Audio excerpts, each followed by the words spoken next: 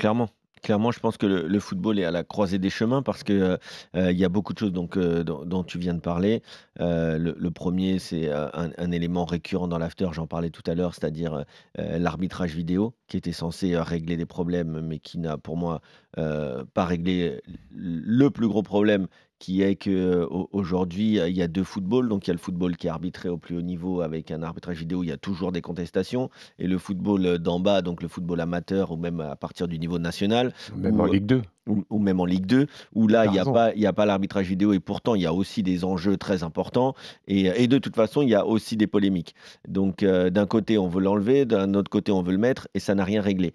Et ensuite, en tout cas en France, mais pas uniquement, mais il y a tout ce phénomène autour du fait que, le football est un peu déconnecté de la réalité des gens, qu'elle soit économique avec les droits télé d'un côté pour la vie des clubs, qu'elle soit économique avec le prix des abonnements, avec, la difficulté pour un diffuseur de se poser sur le long terme et d'arriver à retrouver un partenariat comme ce fut le cas avec, Canal+, même si on sent que ça va être très difficile, voire même impossible, à court ou moyen terme.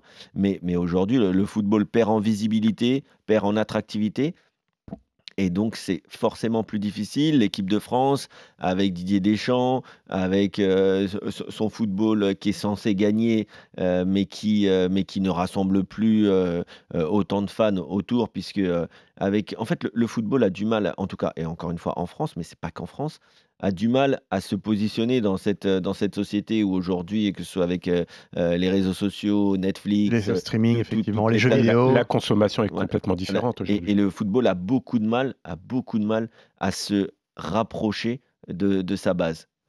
La seule chose positive, c'est que les gens, après le Covid, après tout ça, puisque de toute façon beaucoup n'ont pas l'abonnement, ou en tout cas pas de façon légale, parce qu'on n'a pas parlé du piratage, parce qu'on ne pourra pas tout évoquer aujourd'hui, mais en tout cas, c'est global, c'est que les gens retournent dans les stades.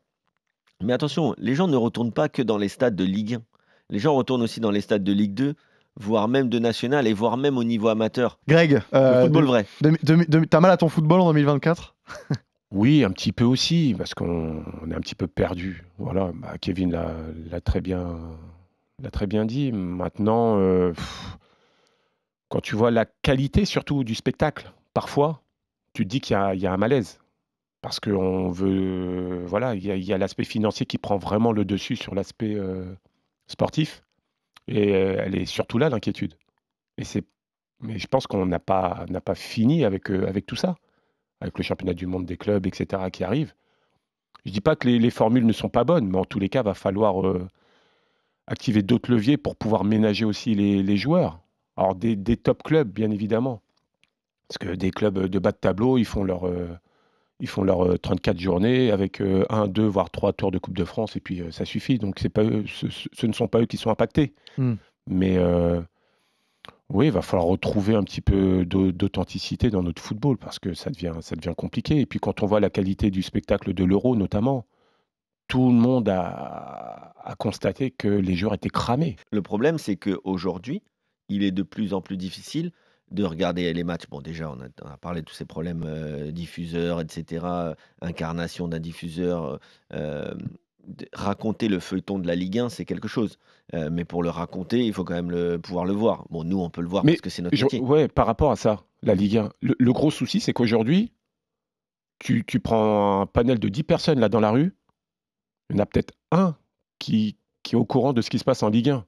Et il est là le drame en fait. Tu n'arrives plus à fidéliser les suiveurs quelque part du football français. Et ça c'est dramatique. Mais il y a 2 choses parce que le football européen, il est aussi en perte de vitesse, mais là, c'est le très haut niveau, comme l'a dit Greg, avec les cadences, parce que les gens font là, je pense, hein, certaines personnes font l'énorme erreur de penser que c'est: «Ah ouais, mais c'est qu'une petite partie de joueurs» ou «Ouais, mais ça, c'est que les très grands joueurs» ou «c'est le très haut niveau». Mais non, parce que le très haut niveau, c'est c'est le caviar dans la cuisine. Donc en fait, si le caviar, il devient pas bon, mais comment tu vas aller manger autre chose? Le reste, C'est la locomotive qui Et tire le comment tu vas football. attirer de nouveaux gamins vers Si le foot? l'Euro, comme tu l'as très bien dit, est moins palpitant, et que les joueurs sont fatigués, que les meilleurs joueurs sont soit blessés, soit en méforme, Mais forcément, ça tire l'intérêt vers le football, vers le bas. Tu vois.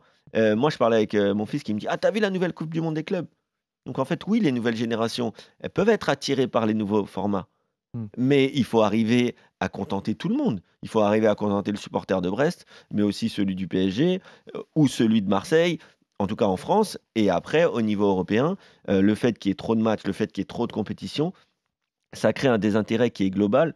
Et moi, je finirais par. J'avais discuté avec quelqu'un qui a fait un master un peu dans le management du sport, etc., et qui s'était intéressé à une étude japonaise, pour le coup, dont il m'avait parlé, qui m'avait assez marqué, où il m'expliquait que, selon certains chercheurs, on considère qu'en 2050, l'intérêt du football sera vraiment, qui est aujourd'hui un intérêt football global sur la planète, sera vraiment en baisse significative.